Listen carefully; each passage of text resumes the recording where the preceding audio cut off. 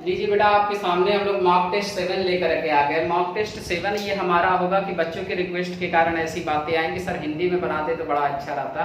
तो ये mock test हमारा हिंदी में है और जैसे जैसे आप क्वेश्चन पे आगे बढ़ते जाएंगे, आपको बता दें कि क्वेश्चन का पैटर्न उतना अच्छा होता जाएगा। तो आपसे रिक्वेस्ट है कि वीडियो को पूरा देखें और अगर चैनल पर आप नए हैं तो लाइक शेयर एंड सब्सक्राइब करना ना भूलें।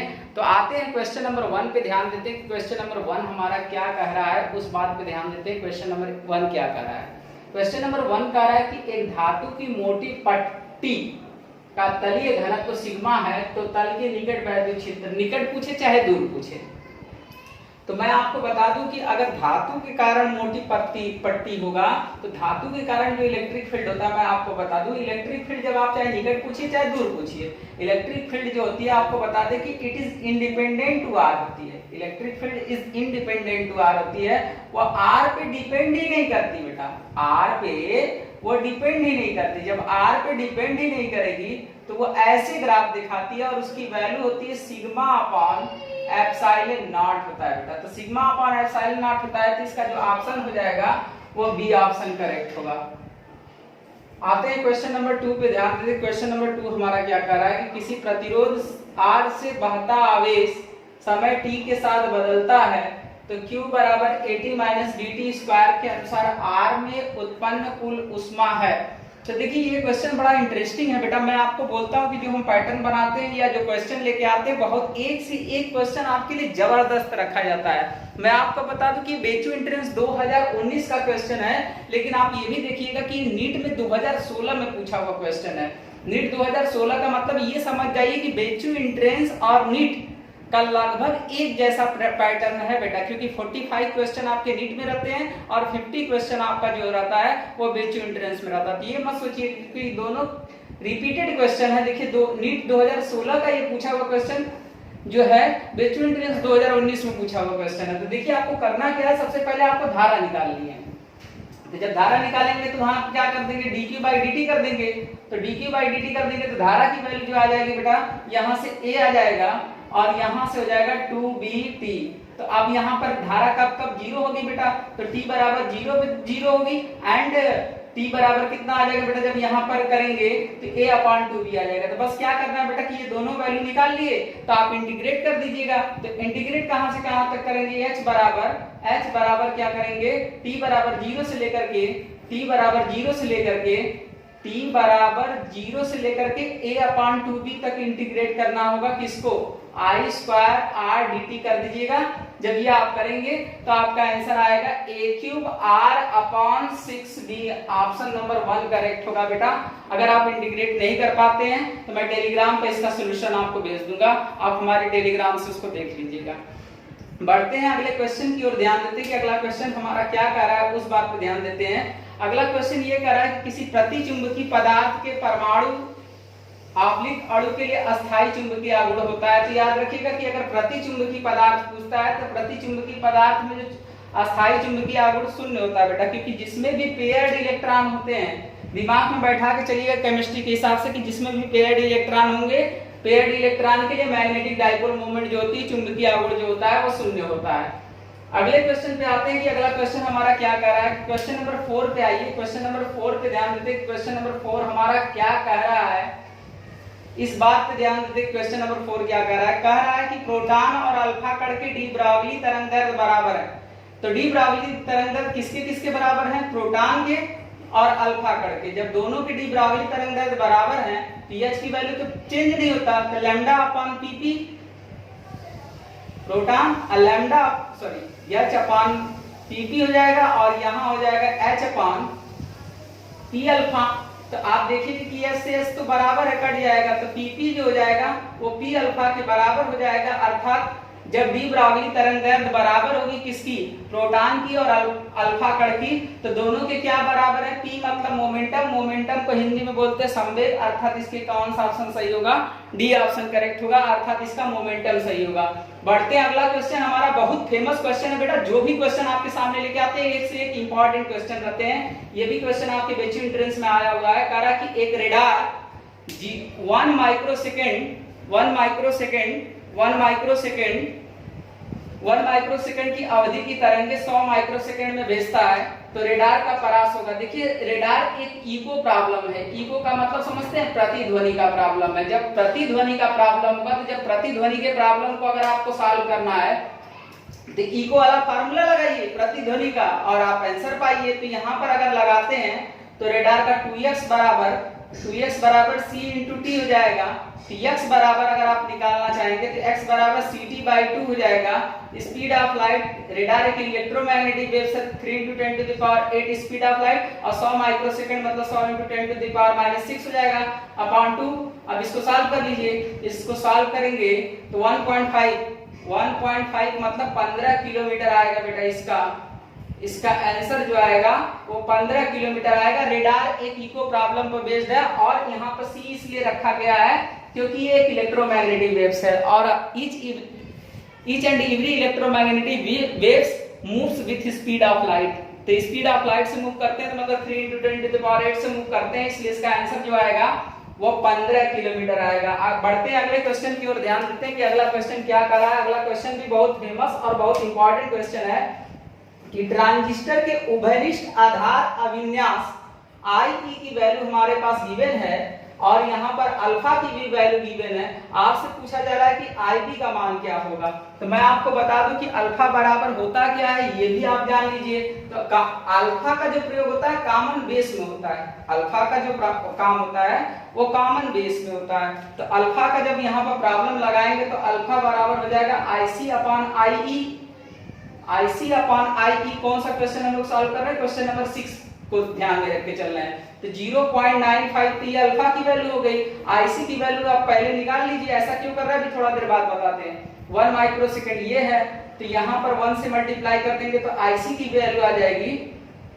IC की वैल्यू जो आ जाएगी 0.95 मिली एम्पियर आ जाएगी। तो IC की वैल्यू आपके पास निकल गया। तो आप जानते होंगे कि एमीटर करंट जो होता है that is the sum of base current अब प्लस कलेक्टर करंट, मतलब जो उत्सर्जक धारा होती है आधार धारा और संग्राहक धारा के योग के बराबर होती है। तो आधार धारा और संग्राहक धारा के योग के बराबर होती है तो हमारा जो उत्सर्जक धारा 1 हो गया और यहाँ पर आधार धारा पूछ रहा है और संग्राहक धारा 0.95 है। तो आधार धारा जो हो जाएगी वो 0.05 मिली एम्पियर हो जाएगी क्योंकि आधार बहुत छोटा होता है इसलिए उसमें स्मॉल अमाउंट ऑफ करंट होती है। तो 0.05 मिली एम्पियर। इट मींस इसका ऑप्शन नंबर जो होगा डी होगा। और स्टूडेंट जो भी आपके सामने क्वेश्चन रखे जा रहे हैं एक से एक रखे जा रहे हैं। क्वेश्चन नंबर 7 पे ध्यान देते हैं थोड़ी देर के बाद। क्वेश्चन नंबर 7 पे ध्यान देते हैं। क्वेश्चन नंबर 7 क्या करा, देखिए क्वेश्चन नंबर 7 पे एयरफोर्स का फेमस क्वेश्चन है। जब 3 से 4 दिन एयरफोर्स का एग्जाम होता है पृष्ठ तनाव से एक क्वेश्चन पक्का रहता है बेटा। ये क्वेश्चन आपके बहुत जबरदस्त खोज के लाए हैं। ये है तो जो आपका बेसिक ट्रेंस एयरफोर्स का रिलेटेड क्वेश्चन है, लेकिन ध्यान देते क्या कर रहा है कि एक द्रव ग्लास को के पृष्ठ को भिगो देता है। एक द्रव ग्लास के पृष्ठ को भिगो देता है तो द्रव की आकृति किस नली में होगी। देखिए आपको बता दें कि जब भिगोने की प्रॉपर्टी होती है तो वो केवल और केवल अवतल पृष्ठ में होती है बेटा। जब द्रव की आकृति अवतल होगी तभी भिगोएगा बेटा, न तो समतल में भिगोता है न तो उत्तल में भिगोता है। ये दिमाग में बैठा के चलना है आपको कि जब द्रव की आकृति बेटा अवतल होगी तभी उसको भिगोएगा, अन्यथा नहीं भिगो सकता बेटा। कैपलर का द्वितीय नियम किस पर काम करता है? देखिए जब कैपलर का द्वितीय नियम जो है कैपलर का द्वितीय नियम है कोणीय संवेग संरक्षण के नियम पर आधारित है। तो आप कैसे कर सकते हैं सर? तो यहाँ पर आपको बता दें जब आप डेरिवेट करते थे dA/dt बराबर L/2m L एंगुलर मोमेंटम है बेटा। अब बराबर कांस्टेंट आप लाते थे।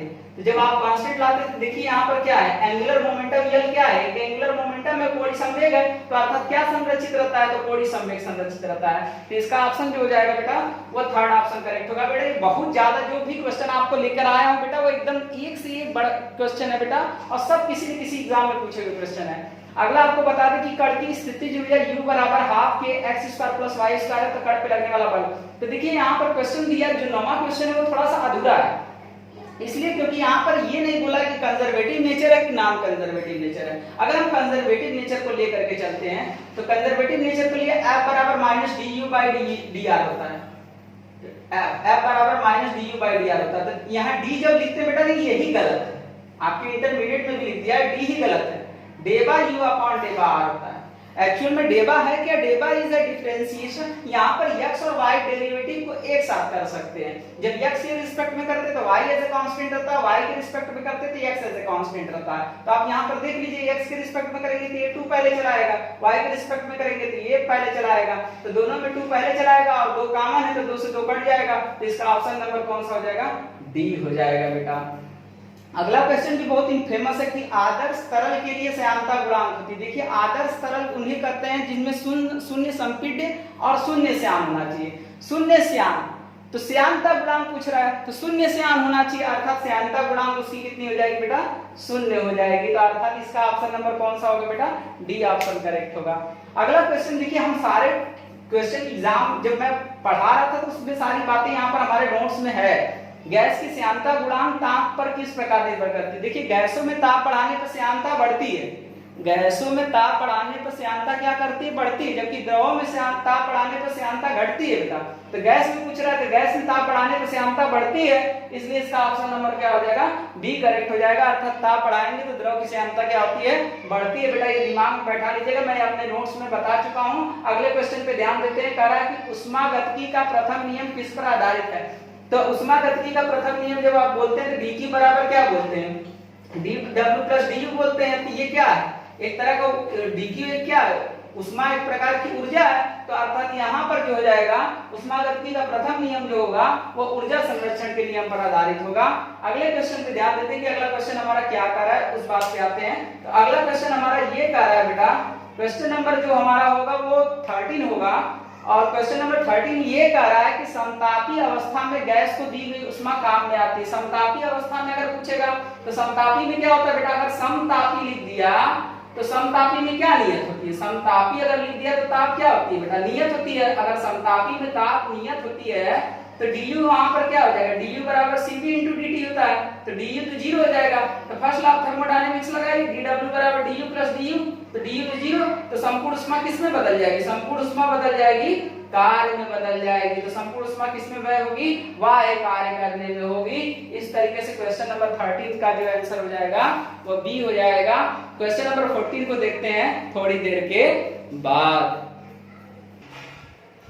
अगले क्वेश्चन पे ध्यान देते हैं कि अगला क्वेश्चन क्या कर रहा है कि नाभिक के अंदर प्रोटॉन तथा न्यूट्रॉन के बीच का बल कार्य करता है। देखिए, आपको बता दें कि प्रोटॉन और न्यूट्रॉन क्योंकि नाभिक के अंदर पाए जाते हैं, तो नाभिक के अंदर जो बल पाया जाता है वो नाभिकीय बल पाया जाता है। तो याद रखिएगा कि प्रोटॉन और न्यूट्रॉन के बीच अगर कौन सा बल होता है तो नाभिकीय बल होता है। लेकिन सबसे बड़ी दिक्कत ये कि ये परास इसका बहुत लघु होता है, लघु परास में काम करता है बेटा, क्योंकि फेम्टोमीटर इसकी साइज होती है 10⁻⁻15 मीटर, इसलिए इसका जो ऑप्शन हो जाएगा लघु परास, मतलब फर्स्ट ऑप्शन करेक्ट होगा। बढ़ते हैं अगले क्वेश्चन की ओर। ध्यान देते हैं कि अगला क्वेश्चन हमारा क्या कर रहा है कि श्रेणी क्रम एलसीआर परिपथ में क्वेश्चन नंबर 15 पे ध्यान दे रहा है कि एलसीआर परिपथ में अगर अनुनाद की स्थिति उत्पन्न होगी। अगर अनुनाद बनता है बेटा, तो अनुनाद कब बनता है? जब xc बराबर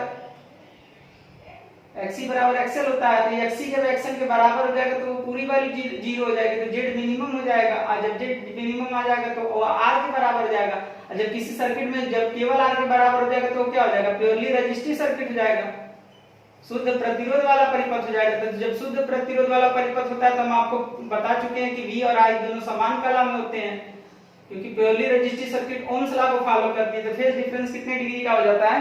0 डिग्री का हो जाता है। इसलिए इसका ऑप्शन नंबर जो हो जाएगा बेटा वो फर्स्ट ऑप्शन करेक्ट होगा, क्योंकि xc जब xl के बराबर हो जाएगा तो z मिनिमम हो जाएगा और वो r के बराबर हो जाएगा, क्योंकि z बराबर जो जानते हैं रूट में r² plus xl minus xc का होल स्क्वायर। तो xl माइनस xc जब दोनों बराबर तो पूरा 0, z मिनिमम बराबर r। जब r के बराबर हो जाएगा तो प्योरली रेजिस्टिव सर्किट हो जाएगा, तो कालांतर कितना आ जाएगा? 0 डिग्री का आ जाएगा। बढ़ते हैं अगले क्वेश्चन पे ध्यान देते हैं, क्योंकि अगला क्वेश्चन बहुत फेमस है। माइक्रो तरंग, रेडियो तरंग और आवर्त तरंग और पराबैंगनी में किसकी न्यूनतम तरंग दैर्घ्य होती है? अगर हम फोटॉन का सिद्धांत लगाएं आइंस्टीन के, तो E बराबर आप लोगों ने क्या जानते हैं? h new. E बराबर क्या जानते हैं? h new sc by lambda. तो आप याद रखिएगा कि सबसे हायर वेवलेंथ इनवर्सली प्रोपोर्शनल क्या बताती है कि अगर एनर्जी डायरेक्टली प्रोपोर्शनल होता है फ्रीक्वेंसी के एंड इनवर्सली प्रोपोर्शनल होता है वेवलेंथ के। तो इट मींस अगर जिसका वेवलेंथ सबसे ज्यादा होगा उसकी फ्रीक्वेंसी सबसे कम होगी। तो किसका वेवलेंथ सबसे ज्यादा होता है? तो सबसे ज्यादा वेवलेंथ जो होता है रेडियो तरंग की होती है। तो रेडियो तरंग का जब वेवलेंथ सबसे ज्यादा होता है तो फ्रीक्वेंसी इसकी सबसे क्या होगी? मिनिमम होगी, क्योंकि इनवर्सली प्रोपोर्शनल ये बताता है कि एक बढ़ता है दूसरा क्या होता है? घटता है। तो सबसे ज्यादा अगर किसी का तरंग दैर्ध्य है तो वो रेडियो तरंग का है। तो रेडियो तरंग का तरंग दैर्ध्य सबसे ज्यादा है, इस कारण से उसकी फ्रीक्वेंसी सबसे कम होगी। इसका सही आंसर जो होगा वो रेडियो तरंग हो जाएगा। इस तरीके से हम लोग जो है क्वेश्चन नंबर जो हमारा जो हो गया 16 भी सॉल्व हो गया। क्वेश्चन नंबर 17 पे ध्यान देते कि 17 हमारा कह क्या रहा है। क्वेश्चन नंबर 17 ये कह रहा है कि एक कण कोणीय संवेग ओमेगा से एक समान वृत्ति गति करता है, गति की आवृत्ति दोगुना कर दें और गतिज ऊर्जा आधा कर दे तो कोणीय संवेग होगा। तो यदि याद रखिएगा कि गतिज ऊर्जा का फार्मूला जो होता है 1/2 L इंटू ओमेगा होता है। L कोणीय संवेग है बेटा, तो आपको L निकालना है। तो L इज इक्वल टू क्या हो जाएगा? 2k by omega. तो L is directly proportional to k by omega. तो k को कितना कर रहा है? k को हाफ कर रहा है, ओमेगा को दोगुना कर दे रहा है। तो L डैश कितना आ जाएगा? L बाई 4 आ जाएगा, क्योंकि आप पुट करके देख लीजिएगा। तो इसी तरह यहाँ पर जैसे ये बना है उसी तरह L डैश बराबर k dash by omega dash कर दीजिएगा और L dash by k dash कर दीजिएगा, वैल्यू पुट कर दीजिएगा, डिवाइड कर दीजिएगा। तो L बाई कितना आ जाएगा? 4 आ जाएगा। तो इसका ऑप्शन नंबर डी करेक्ट होगा। अगला क्वेश्चन हम पढ़ते हैं कि पृथ्वी को गोलाकार मान ले तो भूमध्य रेखा से ध्रुव की ओर जाने पर, देखिए भूमध्य रेखा पर गुरुत्व त्वरण सबसे कम होती है और ध्रुवों पर सबसे ज्यादा होती है। तो भूमध्य रेखा से अगर ध्रुव की ओर जाएंगे तो गुरुत्व त्वरण हमारा क्या होने लगेगा बेटा? बढ़ता है बेटा उस कंडीशन में। अगला क्वेश्चन पे ध्यान देते हैं कि अगला क्वेश्चन क्या कर रहा है कि निम्न में से यांत्रिकी ऊर्जा को वैद्युत ऊर्जा में बदलता है। यांत्रिकी ऊर्जा को वैद्युत ऊर्जा में कोई बदलता है तो वो डायनामो है बेटा। मतलब प्रत्यावर्ती धारा क्या करती है? प्रत्यावर्ती डायनामो क्या करती है? यांत्रिकी ऊर्जा को किसमें बदलती है? वैद्युत ऊर्जा में बदलती है। और इलेक्ट्रॉन का द्रव्यमान अगर कोई निकाला था बेटा तो विशिष्ट आवेश sigma equal to q by m से निकाला गया था। विशिष्ट आवेश sigma equal to q by m से निकाला गया था इलेक्ट्रॉन का आवेश। तो आपको बता दिए क्वेश्चन नंबर 20 है और उस साइंटिस्ट का नाम था मिल्टन। मिल्टन ने ही इलेक्ट्रॉन का द्रव्यमान निकाला था, वो भी विशिष्ट आवेश से। तो याद रखिएगा कि विशिष्ट आवेश से मिल्टन नामक वैज्ञानिक ने क्या निकाला था? इलेक्ट्रॉन का द्रव्यमान निकाला था। तो ये 20 क्वेश्चन हमारा हो गया बेटा। अब जल्दी ही हमारा जो एक मॉक टेस्ट अगला आएगा वो इंग्लिश में आएगा। ये हमारा जो था हिंदी में था और दोनों को हम लोग ध्यान में रख के चल रहे हैं। अगर वीडियो अच्छा लगता है तो उसे लाइक शेयर एंड सब्सक्राइब करना नहीं भूलना है बेटा। जो भी क्वेश्चन आपके सामने रखा जा रहा है एकदम फिल्टर करके रखा जा रहा है। तो जल्दी ही मिलते हैं मॉक टेस्ट से 8 पे।